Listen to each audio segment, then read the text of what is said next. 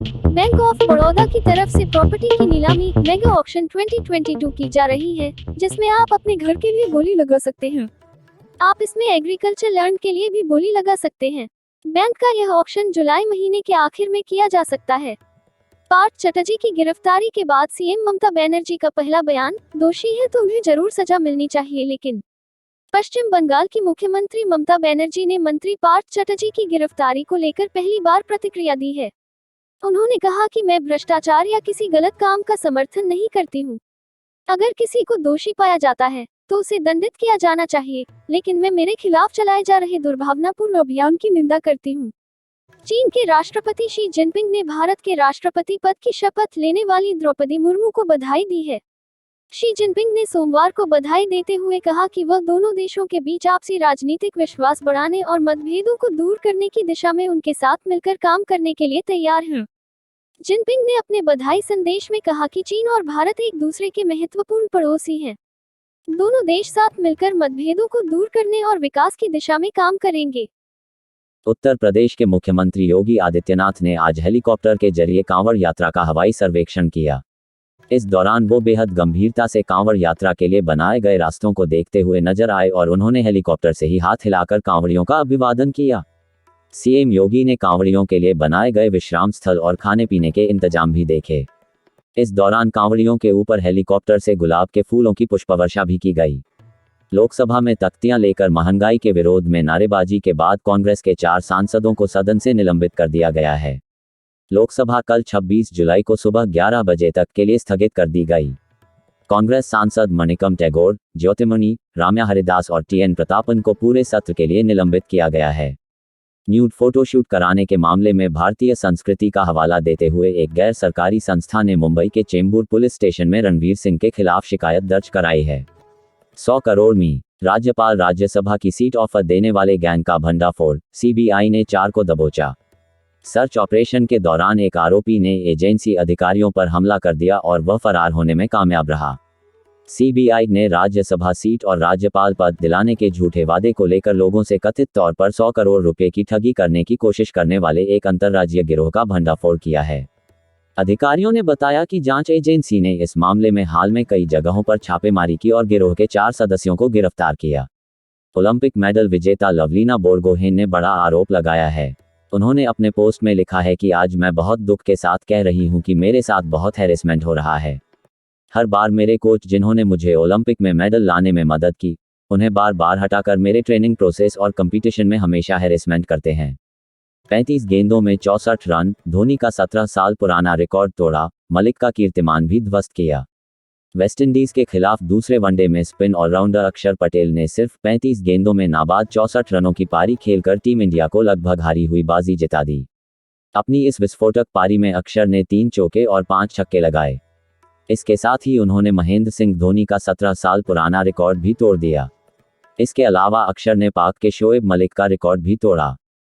कटरीना कैफ और विक्की कौशल को हाल ही में सोशल मीडिया प्लेटफॉर्म पर जान से मारने की धमकी मिली, जिसके बाद एक्टर ने तुरंत इसकी शिकायत सेंटा क्रूज पुलिस स्टेशन में दर्ज करवाई। एक्टर की शिकायत के कुछ ही घंटे के अंदर पुलिस ने एक आरोपी को गिरफ्तार कर लिया, जिसका नाम मनविंदर सिंह बताया गया है। मनविंदर लखनऊ का रहने वाला है और कटरीना का बहुत बड़ा दीवाना है। अगर आप मनविंदर का इंस्टा अकाउंट देखेंगे तो आपको इस बात का अंदाजा हो जाएगा कि वो कटरीना के प्यार में किस कदर पागल है।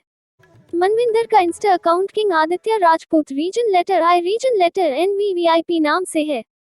इस नाम से आरोपी के 2 अकाउंट हैं और दोनों के ही बायो में उसने कटरीना को अपनी पत्नी और गर्लफ्रेंड बताया हुआ है। यहाँ तक कि वो खुद को कटरीना के ब्यूटी ब्रांड का ओनर भी बताता है। अनक्लेम्ड डिपॉजिट्स की बढ़ती रकम को लेकर आरबीआई ने चिंता जाहिर की है। आरबीआई ने कहा है कि बैंकों और आरबीआई द्वारा समय समय पर जागरूकता अभियान चलाने के बावजूद अनक्लेम्ड डिपॉजिट्स लगातार बढ़ता जा रहा है। माना जा रहा है कि हजारों करोड़ रुपए अनक्लेम्ड डिपॉजिट्स के तौर पर पैसे जमा है, जिसे कोई क्लेम करने वाला नहीं है। यूपी पुलिस ने 2 ऐसे मुस्लिम भाइयों को अरेस्ट किया है जो भगवा लिबास पहनकर दंगा भड़काने की कोशिश करते थे। ऐसी ही एक कोशिश के दौरान भगवा साफा बांधकर दोनों ने सैकड़ों साल पुरानी 3 मजारों पर तोड़फोड़ और आगजनी की। पुलिस ने मामले की जांच की तो पता चला कि भगवा साफा बांधकर मजारों को तोड़ने और आग लगाने वाले 2 सगे मुस्लिम भाई हैं। मोहम्मद कमाल और आदिल को गिरफ्तार कर लिया गया है। पुलिस को आशंका है कि प्रदेश का माहौल बिगाड़ने के लिए ऐसी वारदातें किसी और स्थान पर भी हो सकती हैं, इसलिए सभी जिलों में सतर्कता बढ़ा दी गई है, खास तौर पर उन जगहों पर जहां मजार दरगाह हैं। पुलिस का कहना है कि उत्तर प्रदेश के बिजनौर जिले में कांवड़ यात्रा के दौरान भी माहौल को बिगाड़ने की कोशिश की गई थी। दोनों भाई इसमें अहम किरदार निभा रहे थे।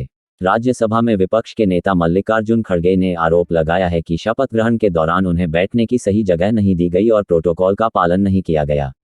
इसकी शिकायत उन्होंने राज्यसभा के अध्यक्ष वेंकैया नायडू से की है। मल्लिकार्जुन खड़गे ने आरोप लगाते हुए पत्र के माध्यम से कहा कि विपक्ष के नेता की हैसियत से उन्हें जो जगह बैठने के लिए दी जानी थी वो नहीं दी गई। योगी सरकार के मंत्री नंद गोपाल नंदी रविवार को फतेहपुर सीकरी में हजरत सलीम शेख चिश्ती की दरगाह पर गए। नंदी ने वहां पर चादर चढ़ाई और मन्नत भी मांगी। योगी के मंत्री ने इस दौरान फतेहपुर सीकरी के स्मारकों अनूप तालाब, ज्योतिष छतरी, दीवान ए खास, दीवान आम, टकसाल, जोधाबाई पैलेस, ख्वाबगाह, टकी सुल्ताना, पंचमहल, मरियम पैलेस और वीरबल पैलेस को देखा। नंदी यहां की नक्काशी को देखकर प्रभावित हुए। इस दौरान नंदी ने वहां पर कुछ तस्वीरें भी खिंचवाईं। बीजेपी नेता और पूर्व केंद्रीय मंत्री सुब्रमण्यम स्वामी राम सेतु का जीर्णोद्धार कराना चाहते हैं। सुब्रमण्यम स्वामी राम सेतु को राष्ट्रीय विरासत स्मारक घोषित करवाने के लिए लगातार केंद्र सरकार से मांग करते रहते हैं। इसके लिए उन्होंने सुप्रीम कोर्ट में एक याचिका भी लगाई है, जिस पर 26 जुलाई को सुनवाई होगी। वहीं अब सुब्रमण्यम स्वामी ने बताया है कि वह क्यों राम सेतु का जीर्णोद्धार करवाना चाहते हैं। स्मृति ईरानी बेटी को लेकर खड़े हुए एक विवाद की वजह से सुर्खियों में हैं। कांग्रेस की तरफ से आरोप लगाया गया है कि स्मृति ईरानी की बेटी जोईश ईरानी गोवा में एक रेस्टोरेंट एवं बार चलाती हैं, जिसका लाइसेंस अवैध रूप से एक ऐसे व्यक्ति के नाम पर लिया गया जिसकी मृत्यु हो चुकी है। हालांकि इसी बीच जोईश ईरानी का एक वीडियो वायरल हो रहा है जिसमें वह एक फूड ब्लॉगर को इंटरव्यू दे रही है। केंद्रीय मंत्री स्मृति ईरानी पिछले कुछ दिनों से लगातार चर्चा में हैं। दरअसल कांग्रेस समेत दूसरे विपक्षी दल के नेता भी स्मृति ईरानी को ट्रोल कर रहे हैं। स्मृति ईरानी पर निशाना साधने वालों का दावा है कि फर्जी तरीके से उनकी बेटी को गोवा में बार चला रही है। वहीं स्मृति ईरानी ने ऐसे सभी आरोपों को खारिज किया है। फिलहाल स्मृति ईरानी के पास कितनी संपत्ति है? साल 2019 में लोकसभा चुनाव के दौरान स्मृति ईरानी ने चुनाव आयोग को जो हलफनामा दिया था उसमें बताया था कि उनके पास करीब 11 करोड़ रुपए की संपत्ति है। स्मृति ईरानी ने बताया था कि उनके पास होंडा CR-V कार है, तो वहीं उनके पति जुबिन ईरानी के नाम पर एक बोट, एक बाइक और Hyundai की योन कार है। हलफनामे के मुताबिक स्मृति ईरानी के पास करीब 22 लाख की ज्वेलरी है। अपने हलफनामे में बताया है कि उनके पास 7 करोड़ रुपए से ज्यादा की अचल संपत्ति है। स्मृति ईरानी के एफिडेविट के मुताबिक गोवा में उनके पास एक बंगला है जिसकी कीमत उन्होंने लगभग 65 लाख रुपए घोषित की थी। भारतीय स्टेट बैंक ने अब ATM से कैश निकालने के तरीके में बदलाव किया है। अब SBI ने ATM से कैश निकालने के लिए OTP सर्विस शुरू की है। बैंक ने अपने ग्राहकों को धोखाधड़ी से बचाने के लिए ये बड़ा परिवर्तन किया है। जल्दी ही SBI के ATM पर यह नियम लागू होता दिखाई देगा। ये नियम अनधिकृत लेन देन के खिलाफ एक अतिरिक्त सुरक्षा के तौर पर काम करेगा। बैंक के मुताबिक बैंक ग्राहकों को ट्रांजैक्शन पूरा करते समय ATM से कैश निकालने के दौरान OTP शेयर करना होगा, जिससे ये तय हो जाए कि ATM इस्तेमाल करने वाला सही उपभोक्ता है। OTP एक सिस्टम जनरेटेड 4 अंकों की संख्या है जिसे बैंक ग्राहक के रजिस्टर्ड मोबाइल नंबर पर भेजेगा। ये OTP कैश निकालने को प्रमाणित करेगा और यह केवल एक लेनदेन के लिए मान्य होगा। केंद्रीय मंत्री पीयूष गोयल ने दावा किया कि विदेशों के मुकाबले भारत में महंगाई कम है। उनका कहना है कि हमारे देश में महंगाई 7% है। गोयल ने दावा करते हुए कहा कि विश्व में इतनी बड़ी समस्याओं के बावजूद भारत में महंगाई 7% के आसपास ही है, जो दूसरे देशों की तुलना में काफी कम है। पीयूष गोयल के इस दावे पर लोगों ने उन्हें घेरना शुरू कर दिया है। लैटिन अमेरिकी देश बहामास के दक्षिणी द्वीपों के पास एक नाव समुद्र में डूब गई।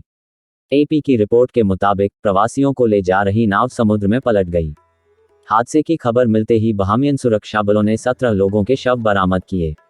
25 अन्य लोगों को बचा लिया गया है। फिलीपींस की राजधानी मनीला की एक यूनिवर्सिटी में रविवार को उसके ही पूर्व स्टूडेंट ने फायरिंग की। घटना में पूर्व महिला मेयर समेत 3 लोगों की मौत हो गई। हमलावर को भागते वक्त गिरफ्तार कर लिया गया। राष्ट्रपति फर्डिनेंड रोमुआल्ड मार्कोस ने घटना की निंदा की है। पाकिस्तान कैबिनेट ने एक विधेयक को मंजूरी दी है। इसके तहत अब सरकार गवर्नमेंटल असेट्स को बेच सकेगी। ऑर्डिनेंस के मुताबिक पाकिस्तान अपनी ऑयल और गैस कंपनियां संयुक्त अरब अमीरात UAE को बेचेगी। इसके अलावा कुछ और कंपनियां सऊदी अरब और चीन जैसे देशों को बेची जाएंगी। मीडिया रिपोर्ट्स के मुताबिक शाहबाज शरीफ सरकार ने यह फैसला इसलिए लिया क्योंकि अब कोई देश पाकिस्तान को कर्ज नहीं दे रहा। रूस यूक्रेन जंग 5 महीने से जारी है। यूक्रेनी शहर खंडहर में तब्दील हो गए हैं। देश के इंफ्रास्ट्रक्चर को काफी नुकसान हुआ है। जंग के चलते दुनिया में खाद्य संकट पैदा हो गया।